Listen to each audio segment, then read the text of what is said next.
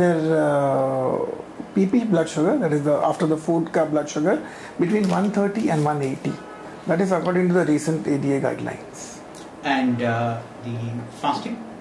Fasting is between 80 and 120.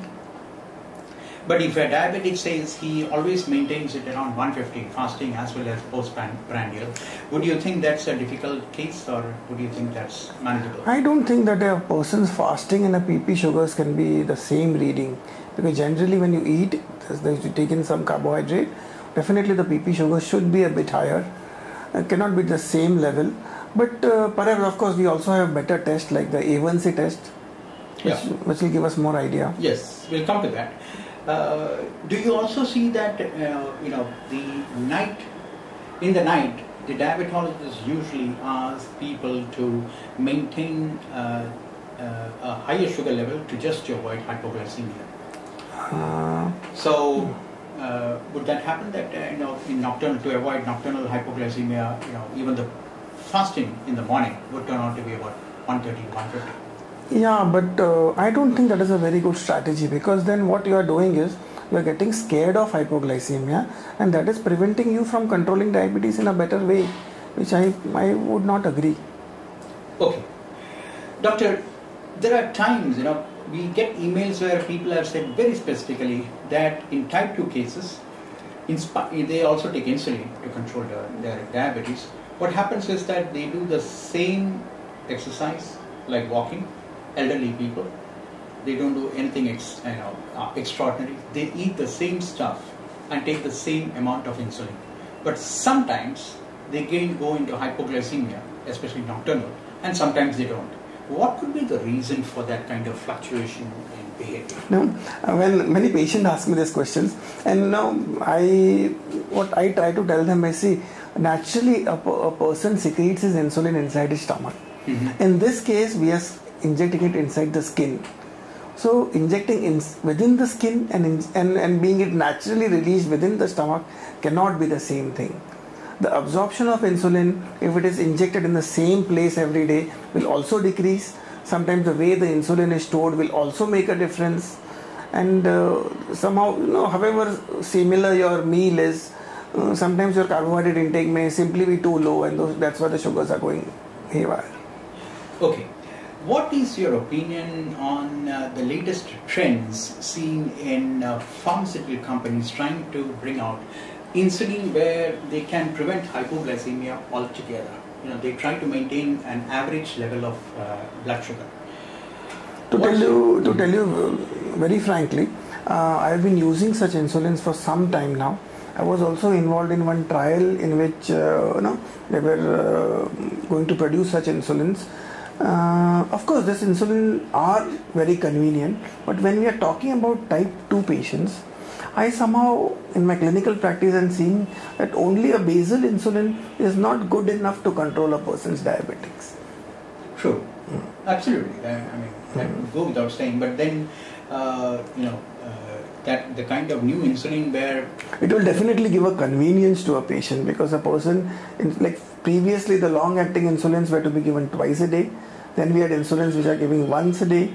Now we have insulins which can be given, say, perhaps every 36 hours.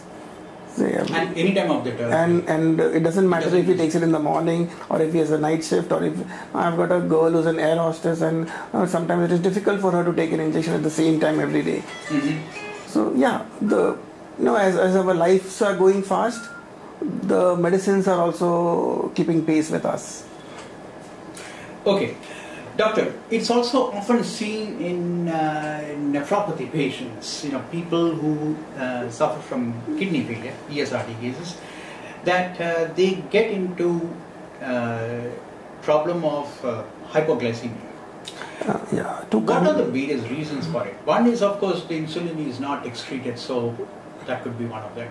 Are there any other reasons? To manage insulin intake, or how much insulin you have to give in a patient who's got CKD, we call them as CKD cases now. Correct. We don't call them kidney failure, we call them CKD, chronic kidney diseases. Correct. Is a real challenge, because the way insulin behaves in such people is very different from how it behaves from a natural person, a normal person, simply because the kidneys are not working. insulin will remain there for a longer time. It will again, the levels will again fluctuate with the way the creatinine is fluctuating. So what we tend to do in such patients is we do not give them a long-acting insulin. We give them a short-acting analogs according to the sugar readings. And I always tell the patient, and always try to explain my students also, that perhaps at that time it is too late then to keep a very strict control in such patients. Absolutely. It is like being over ambitious which we are not going to achieve much, because since he has a kidney disease, he already has significant other diseases also. Recently there is one medicine which is undergoing phase 4 trials. Okay. What this medicine does, I will tell you in a very simple language, is it actually excretes all the extra sugar which you have in your body through the urine. That is what this tablet will do. And this tablet will come in the market in a very short time. What are the new types of insulin and what kind of hope they can bring to diabetics? I am actually very conservative in use of insulin. I still use the old insulins which are available, simply because they are more cheaper. The burden of treatment of diabetes is very huge, and unless the patient is actually going to benefit by giving something more expensive, I would rather not do it. The only patients in which I tend to use this newer insulin is in patients who have got a kidney disease or patients who have got type 1 diabetes, simply because this insulin are faster acting. There is a patient can inject himself and perhaps immediately take his food, and the chances of going into hypoglycemia are much more lesser. Exactly. And only in such select cases I tend to use analogs, as they are called. Otherwise I tend to use the conventional insulin because they are there in the market since a long time. Analogs are here since a very short while. We still don't know about long-term complications of usage of these analogs. Managing each and every diabetic is different, and each of diabetes is a challenge. Otherwise, if diabetes was something like headache, you can perhaps have an OTC drug about it. Just go to a medical store and say, I've got diabetes, and the same drug will work for everybody. It doesn't happen that way. Each and every person is different. Doctor, are you, by any chance disappointed with the research in diabetes? Because there are lots of mails which we get which are very poignant, in the sense that they say for the last 20-25 years nothing much has changed in terms of insulin. There is no cure found by anybody. Even in case of testing also, except for the new blood testing strips, nothing has changed. This is a very good question. It is reminding me of a lady. There was a program in which I was explaining to the audience. There were about 300 people. I was explaining to them about the use of glucometer. So this lady, she gets up, quite a nice educated lady. She was perhaps my patient also. I have met her earlier. She's telling me, sir, glucometer to pata hai humko. We are using it also.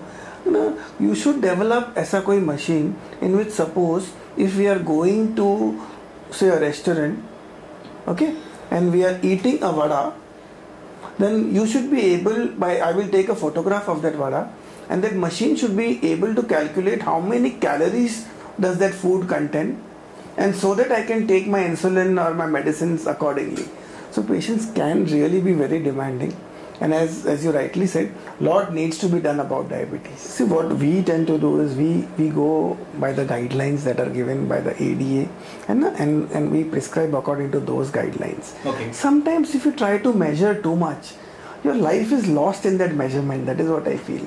As long as the patient's sugars are good, his A1C, what we'll talk about later in some time, is good, I don't think you should get too much hyper about it also. That is what I try to tell my patient. Because you have to live life with diabetes. You don't have to suffer with diabetes.